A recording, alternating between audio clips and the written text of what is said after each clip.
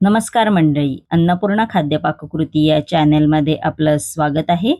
आज आपण ऑनियन चीज पराठा हा घरच्या घरी कसा करायचा तो पाहणार आहोत.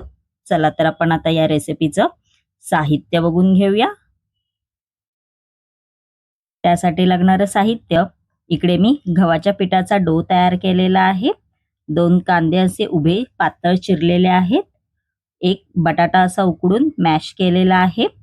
1 चमचा लाल तिखट मसाला, मिरचीचा ठेचा घेतलेला आहे, चिली फ्लेक्स घेतलेला आहे, चीज घेतलेला आहे, 1 चमचा धने पावडर घेतलेले आहे, 1 चमचा आमचूर पावडर, कोथिंबीर आणि चवीनुसार मीठ घेतलेलं आहे. सर्वप्रथम आपण स्टफिंग तयार करून घेऊया पराठ्याचं. असा बाउलमध्ये कांदा घालून घ्यायचा आहे.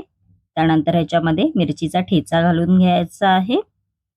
त्यानंतर आपण आता ह्याच्यामध्ये मसाले घालून घेणार आहोत. चिली फ्लेक्स घालायचं आहे, धणे पावडर घालून घ्यायचे आहे, आमचूर पावडर घालून घ्यायचे आहे, लाल तिखट मसाला घालून घ्यायचा आहे, मग कोथिंबीर घालायची आहे. त्यानंतर उकडलेला बटाटा घालायचा आहे व चवीनुसार मीठ घालायचं आहे याच्यामध्ये.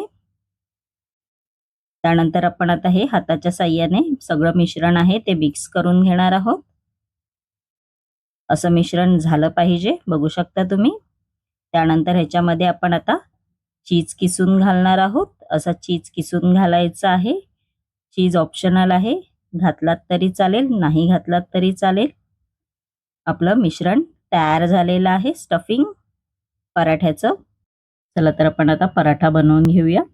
असं गव्हाच्या पिठाच्या डोचे वाटी करून घ्यायची आहे. जसं आपण पराठा भरतो तसंच ही सेम प्रोसिजर आहे. त्याच्यामध्ये आपण आता स्टफिंग भरून घ्यायचं आहे असं. त्यानंतर सगळ्या बाजूने आपण आता हे बंद करून घेणार आहोत. तुम्ही ह्याचे त्रिकोणी पण करू शकता पराठे. मी इकडे गोल केलेले आहेत, बघू शकता. आपण आता हा पराठा लाटून घेणार आहोत. असा लाटून घ्यायचा आहे, बघू शकता तुम्ही. त्यानंतर आपण आता हा पराठा शेकवणार आहोत. इकडे तवा गरम करायला मी आधीच ठेवला होता. आपण आता हे पराठे तव्यावर शेकून घेणार आहोत. तुम्ही ह्याला तूप पण लावू शकता, तेल पण लावू शकता, बटर पण लावू शकता. मी इकडे तेलाचा वापर केलेला आहे.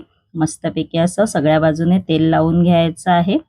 दुसऱ्या बाजूने पलटवून घ्यायचा आहे. आपला पराठा तयार झालेला आहे, बघू शकता तुम्ही.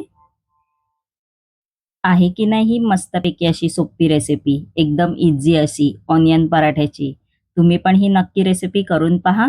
आणि अशाच नवनवीन युनिक रेसिपी जर तुम्हाला माझ्या चॅनलवरती पाहायच्या असतील आणि तुम्ही जर माझ्या चॅनलवरती नवीन असाल तर नक्की माझ्या चॅनलला लाईक, शेअर अँड सबस्क्राईबर करायला विसरू नका. धन्यवाद.